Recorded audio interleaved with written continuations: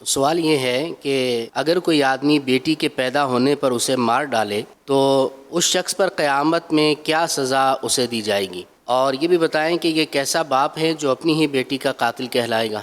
ظاہر ہے کہ اپنی اولاد کو بھی قتل کرے گا، یہ تو ایسا گناہ ہے کہ گناہ تو ہے ہی، اور معاشرے میں بڑا ہے کہ وہ نفرت کی صورت ہے، اور لوگ مطلب ہے کہ بہت زیادہ اسے نفرت کریں گے۔ یہ کیسا ظالم باپ ہے کہ جس نے مطلب ہے کہ اپنی اولاد کو، اپنے بچے کو یا اپنی بچی کو اپنے ہاتھوں قتل کر دیا۔ ابھی کراچی کا بھی ایک واقعہ میرے سامنے آیا تھا کہ صرف 22 دن کی بچی کو جو گھر میں مطلب کسی نے وہ ذبح کر دیا۔ اب یہ مجھے نہیں پتا کس نے ذبح کیا، لیکن وہ بیچاری پھول جیسی بچی تھی۔ یہ بڑا ظلم ہو رہا ہے، اور یہ مطلب جہالت کی انتہا ہے، اور شیطان جب سوار ہو جاتا ہے تو ایسا سوچتا ہے، حالانکہ لوگ پتہ نہیں کیا سمجھتے ہیں کہ بچی پیدا ہوتی ہے تو یہ دور جہالت کا ہے معاملہ، کہ پہلے یہ بچی کو زندہ درگور کرتے تھے، کفار نانجار بچی بیٹی ہوتی تھی زندہ دفن کر دیتے تھے، معاذ اللہ۔ یہ ظاہر ہے کہ وحشت و بربریت کی انتہا کا دور تھا، لیکن اب مسلمانوں میں بچی کو برا سمجھا جا رہا ہے۔ شاید اس لیے بھی سمجھا جاتا ہو کہ یہ کچھ کمائے گی تو نہیں، الٹا اس پر تو خرچہ ہوگا، اور پھر یہ کہ وہ اس کو ہم بیاہ دیں گے اور یہ ہمارے بڑھاپے کا سہارا تو بنے گی نہیں وغیرہ، کوئی بھی یعنی کہ تصور ہو سکتا ہے، اور بیٹا تو ہمارے بڑھاپے کا سہارا بنے گا، یہ تصور ہے تو یہ غلط تصور ہے۔ عام طور پہ بیٹے شادی کے بعد وہ آدھے اودے تو ماں باپ کے ہاتھوں سے نکل جاتے ہیں، اور بعض اوقات ماں باپ کا رویہ اگر مثبت نہ ہوا تو پھر یہ کہ پورے ہی نکل جاتے ہیں ہاتھ سے۔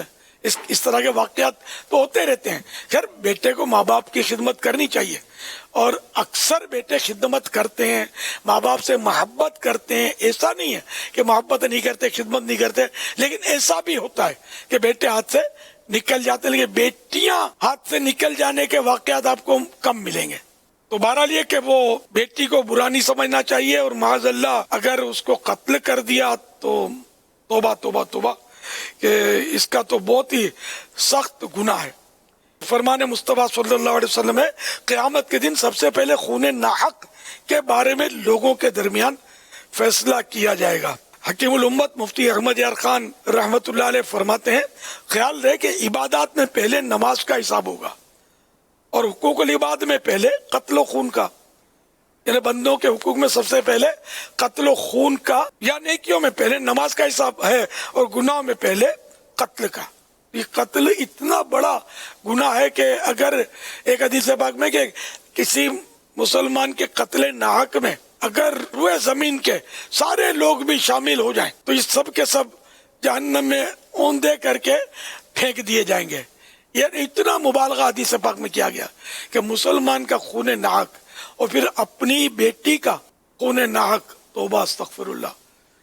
اللہ پاک ہدایت دے، اور چاہے کتنی بیٹیاں ہوں، ایک بھی بیٹا نہ ہو، تب بھی اللہ پاک کی رضا پر راضی رہنا چاہیے، کہ اسی میں ہماری بہتری ہے۔